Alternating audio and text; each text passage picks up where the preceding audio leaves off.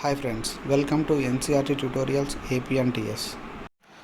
So మనం macronutrients అలాగే micronutrients చూసాము. సో ఇప్పుడు వాటి యొక్క రోల్ చూద్దాం. అంటే వాటి యొక్క ఫంక్షన్స్ ఎలా ఉన్నాయి, అవి మెంబ్రెయిన్లో ఎలా ఫంక్షన్ చేస్తాయి, లేదంటే ఆ యొక్క ఎలిమెంట్ అనేటువంటిది ప్లాంట్ ఎలా అయితే అబ్జర్వ్ చేసుకుంటుందో వాటి యొక్క ఫార్మ్స్ మనం చూద్దాం. మెయిన్గా ఈ నైట్రోజన్ అనేటువంటిది ప్లాంట్స్ అనేటువంటివి NO3-, అలాగే NO2-, అలాగే NH4. ప్లాంట్స్ అనేటువంటివి నైట్రోజన్ని ఈ 3 ఫామ్స్లో అబ్జర్వ్ చేసుకుంటాయి అని దానికి అర్థం. అలాగే మీరు డిఎన్ఏలో చూసినట్టయితే నైట్రోజన్ బేసెస్ ఉంటాయి: adenine, guanine, cytosine, thymine, uracil. So ఈ నైట్రోజన్ అనేటువంటిది కూడా డిఎన్ఏలో ప్రజెంట్ అయి ఉంటుంది, అంటే న్యూక్లిక్ యాసిడ్ అని. అలాగే ప్రోటీన్, మీరు ప్రోటీన్ చూసినట్టయితే proteins are made up of amino acids. Amino అంటే NH2 కానీ మనకి NH3 కానీ ఇస్తాడు, అంటే దాంట్లో నైట్రోజన్ ఉంది అని దానికి అర్థం. అంటే ప్రోటీన్స్లో కూడా నైట్రోజన్ ఉంటుంది. అలాగే విటమిన్స్, అలాగే హార్మోన్స్, ఈ నాలుగింటిలో కూడా ఈ నైట్రోజన్ అనేటువంటిది ఉంటుంది. అలాగే నైట్రోజన్ అనేటువంటిది ప్రతి ఒక్క పార్ట్, అంటే ప్లాంట్లో ఉన్న ప్రతి ఒక్క పార్ట్కి నైట్రోజన్ అనేటువంటిది చాలా అవసరం అన్నమాట. అలాగే మెరిస్టమాటిక్ టిష్యూస్ ఏవైతే ఉంటాయో, అంటే రూట్ అపికల్ మెరిస్టమ్ కావచ్చు, షూట్ అపికల్ మెరిస్టమ్ కావచ్చు, అంటే సెల్స్ ఎక్కడైతే మెటబాలికల్గా యాక్టివ్గా ఉంటాయో అక్కడ కూడా ఈ నైట్రోజన్ అనేటువంటిది ఎక్కువగా ఉపయోగపడుతూ ఉంటుంది. అలాగే మనకి ఫాస్ఫరస్ అనేటువంటిది ఫాస్ఫేట్ అయాన్స్ ఫామ్లో అబ్జర్వ్ అవుతూ ఉంటుంది. మెయిన్గా H2PO4-, అలాగే HPO4-2-. ఈ అబ్జర్వబుల్ ఫామ్స్ అనేటువంటివి చాలా ఇంపార్టెంట్, కాస్త చూసుకోండి. అలాగే ఫాస్ఫరస్ మీరు ఏటీపీ రాష్ట్రంలో కూడా మనకి లాస్ట్ లెక్చర్ కూడా మనం ఎక్స్ప్లెయిన్ చేసాం. మైటోకాండ్రియాలో ఏటీపీ అనేటువంటిది ఉంటుంది, అంటే కరెన్సీ హౌస్ కాబట్టి మైటోకాండ్రియా, అందులో P ఉంది ఏటీపీలో. ఆ ఫాస్ఫరస్ అనేటువంటిది ఏటీపీలో కూడా ఎక్కువగా ఉంటుంది. మీరు న్యూక్లిక్ యాసిడ్స్లో కూడా చూడవచ్చు, షుగర్, నైట్రోజన్ బేస్, ఫాస్ఫరస్ అంటే ఫాస్ఫేట్. డిఎన్ఏలో కూడా ఈ ఫాస్ఫేట్ అనేటువంటిది ఉంటుంది. అలాగే పొటాషియం, లాస్ట్ లెక్చర్లో మీరు చూసినట్టయితే సోడియం, పొటాషియం మనం చూసాం. అంటే మెయిన్గా పొటాషియం చెప్పాను, క్లోజింగ్ అండ్ ఓపెనింగ్ ఆఫ్ స్టొమాటోలో ఎక్కువగా ఉపయోగపడుతూ ఉంటుంది. అలాగే టర్జిడిటీ ఆఫ్ సెల్స్లో కూడా ఉపయోగపడుతూ ఉంటుంది అని. సో పొటాషియం అనేటువంటిది ప్లాంట్స్ K+ రూపంలో అబ్జర్వ్ చేసుకుంటూ ఉంటాయి, ఓకేనా. అలాగే మెరిస్టమాటిక్ టిష్యూస్లో కూడా ఈ యొక్క పొటాషియం అనేది అవసరం చాలా ఉంటుంది. అంటే మెయిన్గా అడిగేది యానియాన్ క్యాటియాన్ బ్యాలెన్స్ చేస్తుందా చేయదా, అలాగే టర్జిడిటీ ఆఫ్ సెల్స్లో ఉపయోగపడుతుందా లేదా, opening of and closing of స్టొమాటోలో ఉపయోగపడుతుంది. ఈ 3 పాయింట్స్ గుర్తుపెట్టుకుంటే చాలు: opening and closing system of tomato, turgidity of cells, anion and cation balance. పొటాషియంకి మెయిన్గా ఇంపార్టెంట్ పాయింట్స్. అలాగే కాల్షియం అనే ఒక మన టర్మినాలజీ వస్తున్నట్లే అబ్జర్వబుల్ ఫామ్ ఏంటంటే Ca+2. అంటే కాల్షియం అనేటువంటిది కాల్షియం అయాన్స్ రూపంలో ప్లాంట్ అబ్జర్వ్ చేసుకుంటుంది. అలాగే middle lamella is made up of calcium pectate. ఇది సెల్ యూనిట్ ఆఫ్ లైఫ్లో కూడా వస్తుంది మనకి. కాల్షియం అనేటువంటిది మెరిస్టమాటిక్ టిష్యూస్కి చాలా ఎక్కువగా ఉపయోగపడుతూ ఉంటుంది. ఎందుకంటే డిఫరెన్షియేటింగ్ సెల్స్, అంటే ఏదైతే న్యూ సెల్స్ ఫామ్ అవ్వడానికి సిద్ధంగా ఉంటుందో, అంటే డివైడ్ అవ్వడానికి సిద్ధంగా ఉంటుందో అలాంటి సెల్స్లో ఇది ఎక్కువగా ఉంటుంది. ఎందుకంటే కాల్షియం అనేటువంటిది చాలా అవసరం. It accumulates in older leaves. Structural ఎలిమెంట్గా కూడా పనిచేస్తూ ఉంటుంది కాల్షియం అనేటువంటిది, ఓకేనా. గుర్తుపెట్టుకోవాల్సినది మైటాటిక్ స్పిండిల్స్ అనేటువంటి కాల్షియంతో ఫామ్ అవుతాయి. అలాగే మిడిల్ లామెల్లా అనేటువంటిది కాల్షియంతోనే ఫామ్ అవుతుంది. ఓల్డర్ లీవ్స్లో ఎక్కువగా కాల్షియం అనేటువంటిది మనం చూడొచ్చు. ఈ 3 పాయింట్స్ కాల్షియం సంబంధించినవి. అలాగే మెగ్నీషియం చాలా ఇంపార్టెంట్, దీని నుంచి ఎక్కువ బిట్స్ అడిగాడు. చాలా ఈజీగానే ఉంటుంది, కానీ ఇది మెగ్నీషియం అనేటువంటిది Mg+2 డైవాలెంట్ రూపంలో మెగ్నీషియం అనేటువంటిది ప్లాంట్స్ తీసుకుంటూ ఉన్నాయి, ఓకేనా. ఈ మెగ్నీషియం అనేటువంటిది లాస్ట్ లెక్చర్లో చెప్పాను, RUBP అలాగే PEP కార్బాక్సిలేషన్ కూడా యాక్టివేట్ చేస్తూ ఉంటుంది ఈ మెగ్నీషియం అనేటువంటిది. అలాగే DNA మరియు RNA సింథసిస్లో కూడా ఈ యొక్క మెగ్నీషియం అనేటువంటిది చాలా ఉపయోగపడుతుంది. అంటే రిప్లికేషన్లో అలాగే ట్రాన్స్క్రిప్షన్లో కూడా ఈ మెగ్నీషియం అనేది చాలా ఉపయోగపడుతూ ఉంది అని అర్థం. అలాగే క్లోరోఫిల్, లాస్ట్ లెక్చర్లో కూడా చెప్పాను, క్లోరోఫిల్ స్ట్రక్చర్ని మెయింటైన్ చేయడానికి మెగ్నీషియం చాలా ఉపయోగపడుతుంది అని. సో మెగ్నీషియం స్ట్రక్చర్ అలాగే రైబోజోమల్ స్ట్రక్చర్ కూడా మెయింటైన్ చేయడానికి ఈ యొక్క మెగ్నీషియం అనేటువంటిది చాలా ఉపయోగపడుతుంది. సో మెయిన్ పాయింట్స్ మెగ్నీషియం అనేటువంటిది డైవాలెంట్ రూపంలో, అబ్జర్వ్ అవుతుంది ప్లాంట్స్లో. అలాగే క్లోరోఫిల్ స్ట్రక్చర్, రైబోజోమల్ స్ట్రక్చర్ రెండు మెయింటైన్ చేస్తూ ఉంటుంది. డిఎన్ఏ మరియు ఆర్ఎన్ఏ సింథసిస్లో చాలా ఉపయోగపడుతూ ఉంటుంది. అలాగే ఎంజైమ్స్ యాక్టివేట్ చేయడంలో ఆర్యుబిపి కార్బాక్సిలేజ్, పిఈపి కార్బాక్సిలేజ్ ఈ రెండిట్లో కూడా మెగ్నీషియం అనేటువంటిది చాలా ఉపయోగపడుతూ ఉంటుంది. సల్ఫర్, సల్ఫేట్ అయాన్స్ అంటే ప్లాంట్స్ అనేటువంటివి సల్ఫర్ని సల్ఫేట్ అయాన్స్ అనే ఒక ఫామ్లో అబ్జర్వ్ చేసుకుంటూ ఉంటాయి. ఆ ఫామ్ ఏంటంటే SO4-2. ఓకేనా. Sulphur containing amino acids cystine and methionine. ఓకేనా. బయోమాలిక్యూల్స్లో కూడా ఉంటుంది, చాలా జాగ్రత్తగా చూసుకోండి, చాలా అవకాశాలు ఎక్కువగా ఉంటాయి. మెయిన్ థింగ్గా కో ఎంజైమ్స్, విటమిన్స్ అంటే సెవరల్ కో ఎంజైమ్స్లోనూ అలాగే విటమిన్స్లో కూడా సల్ఫర్ ఉంటుంది. ఎగ్జాంపుల్స్ ఏంటంటే థయమిన్, బయోటిన్, కో ఎంజైమ్ ఏ. ఓకేనా. మీరు ఏబీసీ గుర్తుపెట్టుకోండి. ఏ అంటే కో ఎంజైమ్ ఏ, బి అంటే బయోటిన్. ఓకేనా.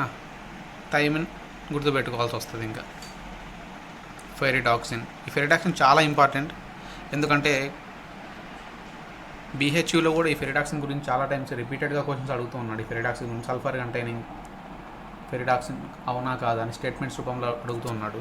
మీరు కాస్త చూసుకోండి దాన్ని, ఎందుకంటే సల్ఫర్ కానీ మెగ్నీషియం కానీ చాలా ఈజీ క్వశ్చన్సే, కానీ మిస్ అవ్వడానికి ఛాన్స్ ఎక్కువగా ఉంటాయి. Iron. Plants obtain iron in the form of ferric ions. So plants అనేటువంటివి ఐరన్ని ఫెర్రిక్ అయాన్స్ రూపంలో అబ్జర్వ్ చేసుకుంటూ ఉంటాయి. మిగతా మైక్రోన్యూట్రియంట్స్తో పోలిస్తే ఐరన్ అనేటువంటిది ప్లాంట్స్లో ఎక్కువగా ఉంటుంది.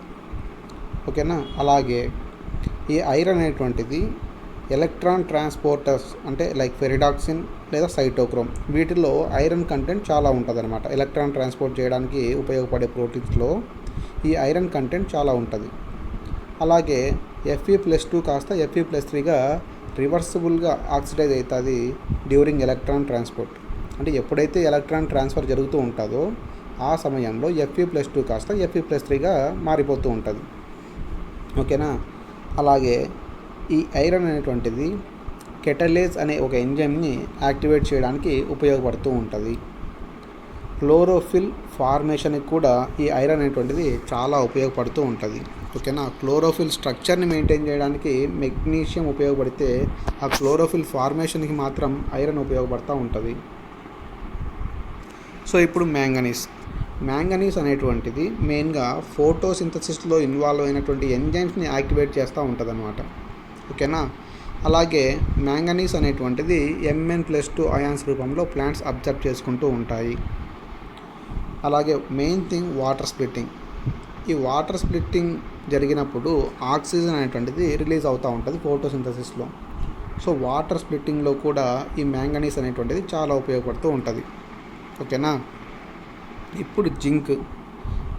మనం జింక్ అప్పుడే చూసాము, కానీ ఇంకొకసారి మరోసారి చూద్దాం. జింక్ లాస్ట్ క్లాస్లో చూసాం మనం.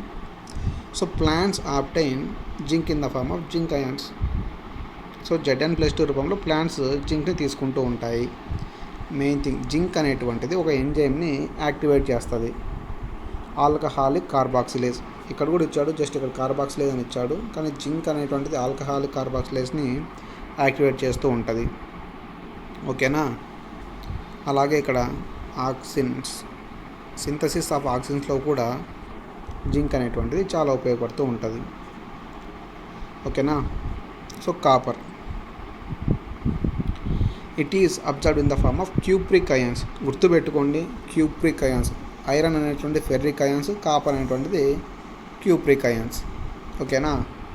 అలాగే మెయిన్ థింగ్ కాపర్ ఉపయోగపడేటువంటిది ఎక్కడెక్కడ ఉపయోగపడుతూ ఉంటుందంటే రిడక్షన్ రియాక్షన్స్లో, అంటే రిడాక్స్ రియాక్షన్స్లో చాలా ఉపయోగపడుతూ ఉంటుందండి కాపర్. సో ఇక్కడ చూడొచ్చు, రివర్సబుల్గా ఆక్సిడైజ్ అవుతూ ఉంటుంది. Cu+ కాస్త Cu+2. ఓకేనా. ఇది చాలా ఇంపార్టెంట్ అండి. ఓకేనా. బోరాన్కి ఒక ట్రిక్ పెట్టుకుందాం మనం.